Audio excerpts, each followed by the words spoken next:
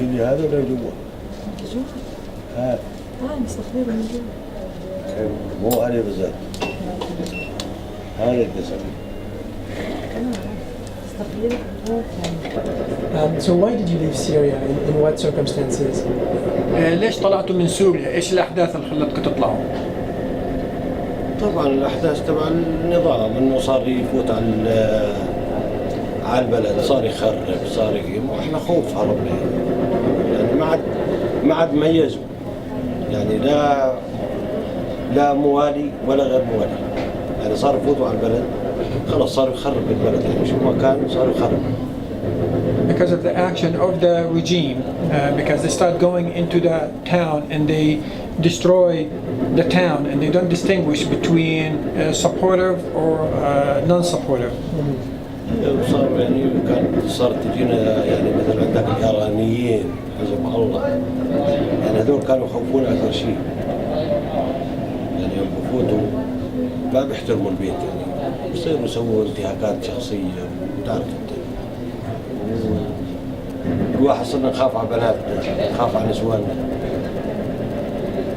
أما الأملاك راحت، أملاكنا راحت وهربنا من القصف، وقصف عشوائي، طيران بضرب عشوائي، شو بدنا نسوي؟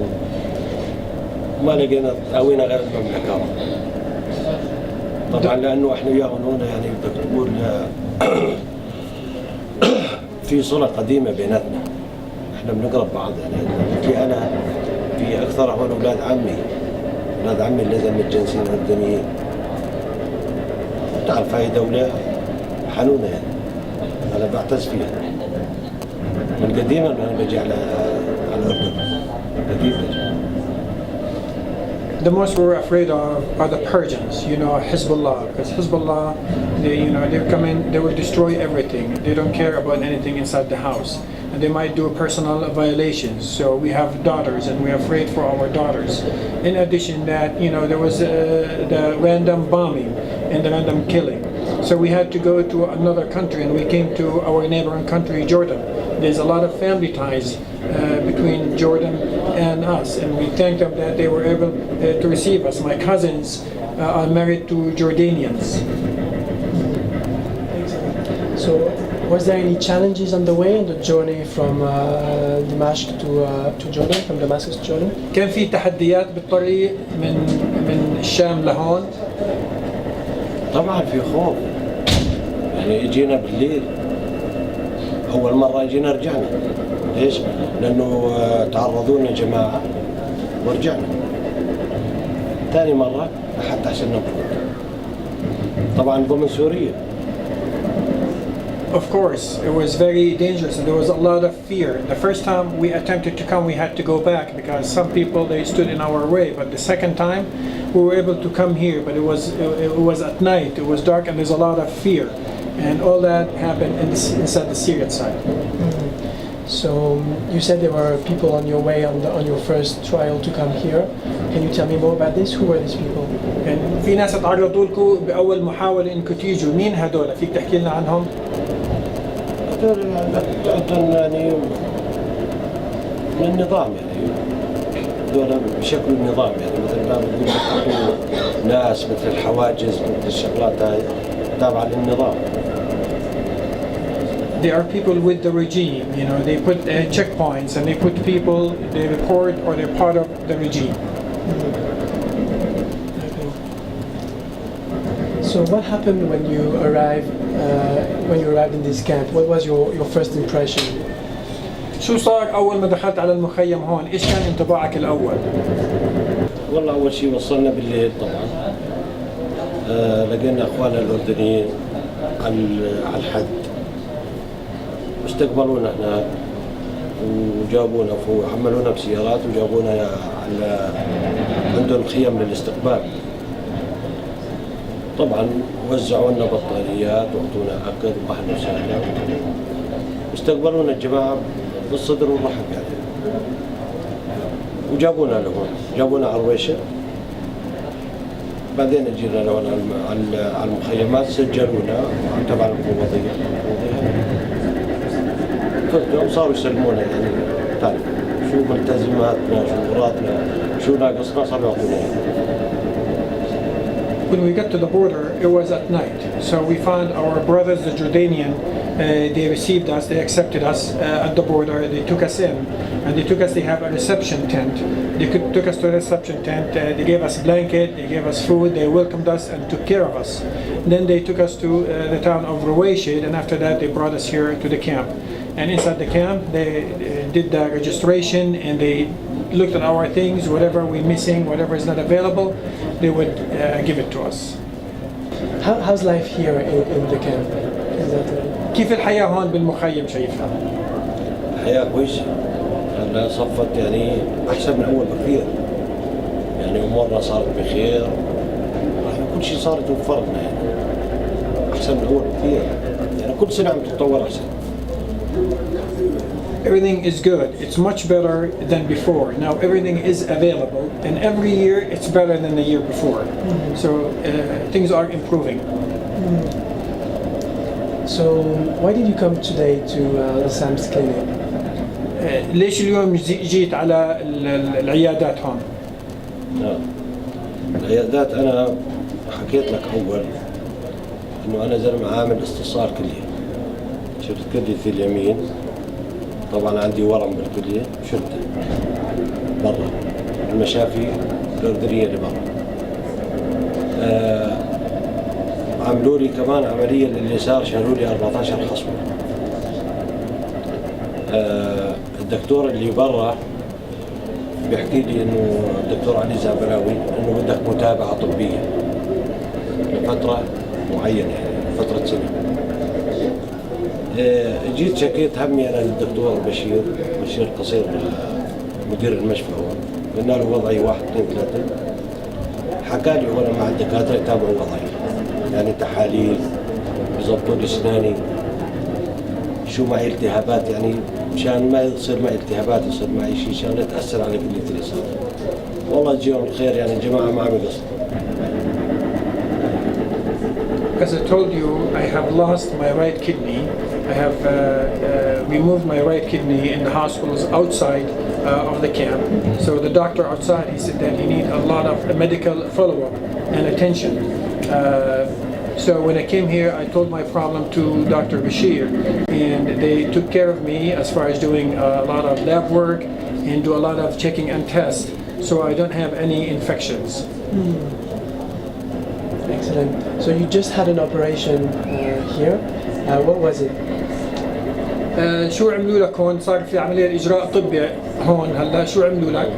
هلا الدكتورة حنان خدرت لي سني طبعا مشان تضبط لي تجميلي.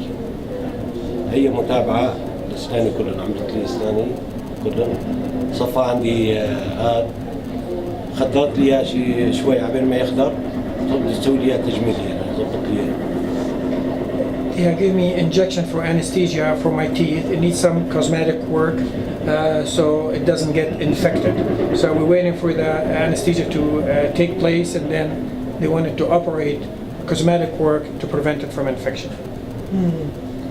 So what do you think of the work of SAMS and SAMS doctors inside the camp? شو رأيك بشغل سامز ودكاترة سامز بالمخيم هون؟ كثير مناح متعاونين مع المرضى كثير وعم يتحملوا عبء أكثر من اللازم. أنا هيك شايف بما أني أنا من وجهاء المخيم هون وبتابع يعني معهم وبجي لعندهم زيارة كثير يعني عم يتحملوا أكثر من اللي لازم. يعني الدكتور اللي بيتحمل 30 مريض عم يتحمل 40 و50. They're very good and we thank them for that, and I'm seeing that they're doing more work than they can handle. If a doctor can handle 30 patients, they are doing 40 and 50 patients. So they're doing a lot of extra work to be able to help the refugees or the patients. The place is very crowded. There's a lot of people attend here. And now it's Ramadan, and you can see even in Ramadan it's very crowded outside. يعني الدكاترة صايمين شلون وعم يتحملوا شايف المستشفى الوضع يعني كثر خيرهم يعني اللي عم يتحملونا عرفت علي شلون؟ The doctors are fasting and they're still taking care of us and they're being patient with us, and we thank them that they're very patient with us. How do you see your future? What do you hope for the future? كيف شايف المستقبل وشو تتأمل يصير بالمستقبل؟ والله كنسبة بسوريا ما بعرف شيء. أما هون والله في تطورات كثيرة عم تصير. يعني شايف أنت شلون عم يضبطوا لنا كل شيء، يعني المجاري، المي، الخدمات كثير كويسة. يعني كثير عم تتطور كثير وبكفينا الأمن. يعني بكفينا هون إنه أمان. يعني بتنام أنت فاتح الباب الغرفانة، بتروح أولادك بيروحوا وين مكان، تمشي آخر الليل عادي. يعني الأمان أهم شيء. الأمان بالمخيم هون أهم شيء. يعني طبعا إحنا آمنين هون بالمخيم، ما بكفي كل شيء صاير مرة بخير. As far as in Syria, I don't know. But as far as in the camp, things are every day it's improving, and every year is better than the year before. And thank God, everything is available here. The most important that everything is safe. The work of the police station and safety is the most important. And this place is very safe, thank God. You can sleep and leave the door of the caravan open. You can go outside at night, and the children. The place is very safe, and that's the most important. Excellent. So last question, what would you like to tell the world, the international community, people in the West, about what's happening here and what's happening in Syria, if you had to get a message to the international community? لو بدك توجه رسالة للمجتمع الدولي، شو بتحب تقول لهم عن شو عم بيصير هون، كيف الوضع هون، أو شو عم بيصير بسوريا؟ شو الرسالة بتحب توصلها للمجتمع الدولي؟ وصلوا الرسالة انه يشتغلوا معنا بصدق وبامان، ويجتمعوا يعني اجتماع صادق. عرفت شلون؟ ويطلعوا علينا كلاجئين هون مضيعين بلدنا،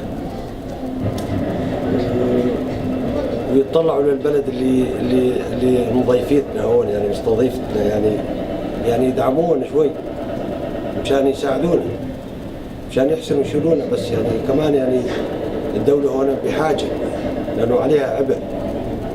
يعني احنا شايفين انه عليها عبء زيادة من اللاجئين، يعني فيها من جميع الجنسيات، واحنا جينا شو هم على هم. يعني بس لا دعمونا الدولة اللي مستضيفتنا هون وضبيتنا عندها، احنا مرة بخير.